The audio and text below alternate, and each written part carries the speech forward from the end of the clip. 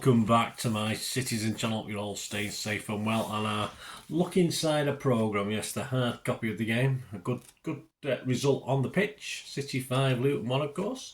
We're going to have a look inside.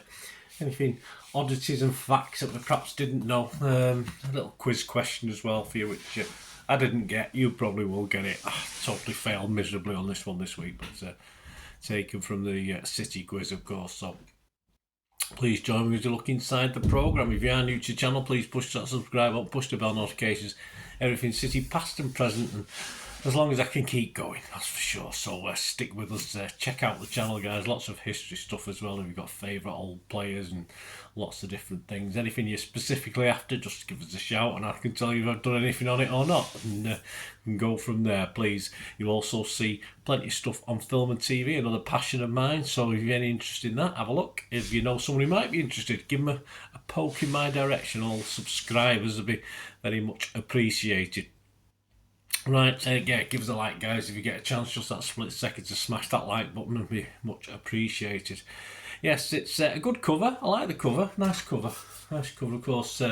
City in the community had a big say in this week's programme, so there's some kids' images as well. That'll be my images of the day, and if you looked on social media, there's quite a few little pictures that come up, of course, that have been put or drawn by kids. Probably better than I could do, in fairness, but there you go, some nice images. We'll have a look at a couple later before we go.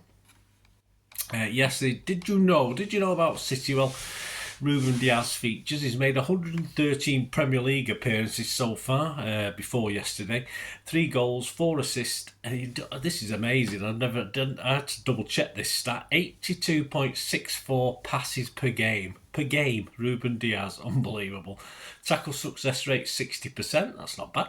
190 aerial battles. He's won and he's lost 138. That's over half. Well, over half. That's not too bad, is it? What about early? Any stats on Haaland that were interesting? He's made 60 appearances in the Premier League for us. 55 goals, 13 assists. I think that's widely known, isn't it? His shot accuracy, 48%. I thought that's all right. That's actually better than I thought it would be, in fairness. I mean, that shot accuracy, the own goal against Luton was, nowhere near, was it? Let's be honest about it.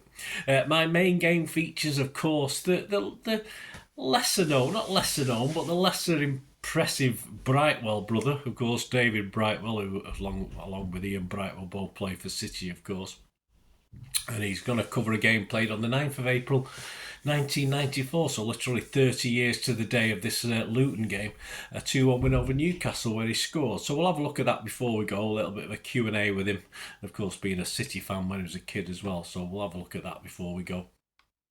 Matheus Nunes, yes, his stepdad was from Sunderland. I had no idea. So he picked up English from an early age, so that was ideal for him. And he was called up to play for Brazil, but decided instead to play for Portugal. Okay, didn't like to know the big reasons for it, but I'm sure there are. I'm sure he's given them, but not in this little article anyway. In City Reflections, Gary James looks back at season 2008-2009. Yes, a season where, I'll be honest with you, I was having personal problems in those years, so I didn't get to see as much as I could have done. Having said that, under Mr. Marc Hughes, of course, at the helm, I probably didn't miss too much, did I, guys? But there you go. It's all history now. Also that season, Khaldoon Al-Mubarak took on the role of chairman, and it's been onwards and upwards ever since. A couple of slight hiccups on the way, and still stuff hanging over us, but I think he's done a pretty good job. Players in included Vincent Kompany, Paulo Zabaleta, of course, Shawnee Wright-Phillips came back to us, and also arrived a little bit later, and perhaps not as successful, Mr. Bridge, Wayne Bridge, probably not. Craig Bellamy, for small doses. De Jong came, and of course our biggest, or not of course, because you don't know, but our biggest attendance that season was 47,331.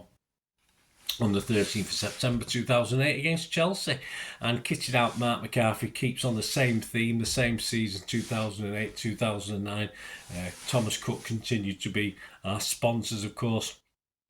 and Lecoq Sportif supplied the kits. The away kit was the popular red and black stripe number.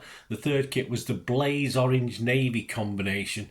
Neither kit's actually shown in the piece, which I feel a bit odd. But hey, there you go. He's obviously concentrating on Shawnee Wright and show some of his shirts. But I just thought it shows the sky blue home shirt, which had a sort of white stripe along and from the neck to under the arms, didn't it? But not a kit I own personally. As I said, I think buying kits was the least thing I could do. I probably had about 10 quid in the bank by that time. I was having a few problems.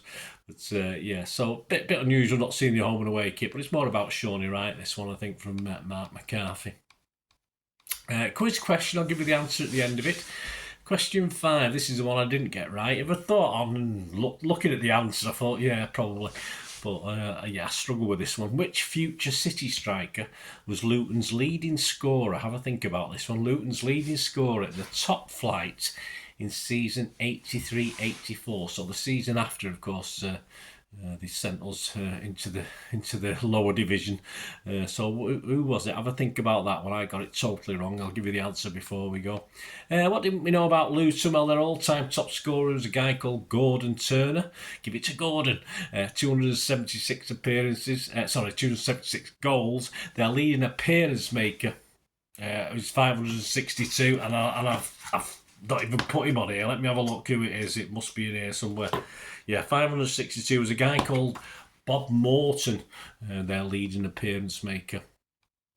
Their striker Carlton Morris has made 32 Premier League appearances. He scored 9 goals, not as prolific as our Erling, of course. And he got 20 and 44 in the Championship last season. So it's a little bit hard at this level, isn't it, mate? 4 assists, that's okay. But his shot accuracy isn't bad, actually. Only 6% or so behind Erling. He's got a 42% shot accuracy. And of course, I did promise you the images of the day, and yes, you've seen these dotted about social media. There's some in the programme there, and of course, this linking with City in the community. Some great player portraits from young fans. We've got Oscar Bob, old Gvardiol, Haaland, and Alvarez up there. I think, which is your favourite of those there? I think I'll go for Alvarez. I just think that's my spot of today. Certainly more skill than I could muster at my old age, and compared to their tender ages of something like between 8 and 12 or something like that.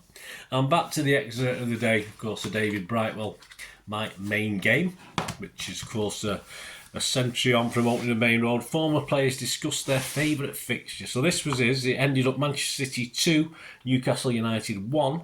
That was the FA Premiership, 9th of April 1994. The City start 11, Dibble, Hill, Curl, Vonk, David Brightwell, Carl, McMahon, Rocastle, Walsh, Russell and Beagley. The subs were Lomas, Phelan and Margetson.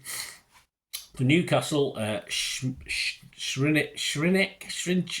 I used to be able to pronounce it, I forgot now. Shinchek, Robinson, Venison, Peacock, Nielsen, Fox, Lee, Jeffrey, Cole, Beardsley and Sellers. Their subs not used, Mathick, Reed and Hooper. The crowd that day at Main Road, 33,774. And David Brightwell looks back on the day of this match, and he scored the match-winning goal. So that's probably why he remembers it as one of his favourite games. He was asked, you were a City fan as a boy and had come through the ranks at the club, eventually making your debut in 1992. What did Main Road mean to you? He said, when you look back now and you see the facilities at the modern grounds, they're amazing, but Main Road had that character. It had the Kippax with people standing there originally, and we were laughing the other day about singing in the rain stand. It was just plonked there as if it was so quirky. Everyone was dancing and singing in there and always seemed happy, even though it was pouring with rain on top of them. And the ponchos were nice, weren't they, as well? It didn't all match because bits were added to the stadium, but at the time with the Kippax, I don't think you could beat the atmosphere anywhere in the country. There are 2 games that stand out for me at Main Road. My first league start against Aston Villa, but if I had to pick one game, it would be the Newcastle game. If he was asked if it hadn't been an easy season for City and we were fighting against relegation while Newcastle were challenging near the top of the table, David said, we'd not been right down there, but we'd always been there or thereabouts, and we got dragged into it for a few games. Newcastle were doing well at the time and had some good players like Andy Cole, Peter Beardsley, Rob Lee, Scott Sellers. The win didn't make us mathematically safe, but those 3 points definitely went a long way to making sure we stayed in the Premier League. He was asked, how do you remember the game playing out? He said, Scott Sellers put Newcastle ahead with a tap-in at the far post, and Paul Walsh scored just before half-time with a good header. He got up really well, and it bounced in off the bar. And then I scored just after half-time. They had a few good chances, and Andy Dibble made a few good saves. Andy Cole was through, and the ball bobbled just as he was about to hit it, and hit the bar. But we got the win. We had some good players in that team, and a good basis to build on. He was asked, what did it mean to score the winner for your boyhood club on home ground? He said, I'd grown up at City, and to score a goal at home that virtually made sure we stayed up was absolutely fantastic and something I will never forget. The camera panned to mum and dad on Match of the Day. You could see the delight on their faces. That made it even more special because they followed me and my brother Ian everywhere to watch the games. It was just a fantastic feeling to be associated with the club for so long, and for Ian to have been there for such a long time. It's something every school kid and every City fan would dream of. I'm just grateful to have had the chance to play just one game. Would have been fantastic for me, but to score the winning goal against such a good team as Newcastle was something I'll remember for of my life. I think they missed the word out rest there, for the rest of my life. So there you go. A little bit of editing problems in the City programme. Who'd have thought it, eh? Yeah, we get a few over time that we notice. I mean, there's probably stuff we don't notice as well. There you go. Our thanks to David Brightwell for his main game. And as promised before we went, did you get it? Did you get that quiz question? Did you get the answer to that? Yeah, question 5. Which future City striker was Luton's leading scorer in the top flight in season 83-84? Well, it's of course a big favourite with City. He wasn't with us long, I'm sure. I don't think I've done a vlog as such on him yet. I'm sure I'll do one day. Yes, Paul Walsh. That was the answer we were looking for. So I hope you enjoyed this. I didn't know that. City versus Luton from the what date are we? 13th of April 2024, and let us know any thoughts you've got. Be great to hear from you. Until we meet again, that's one thing, don't I? Please stay safe, Blues. Come on, City. Bye for now.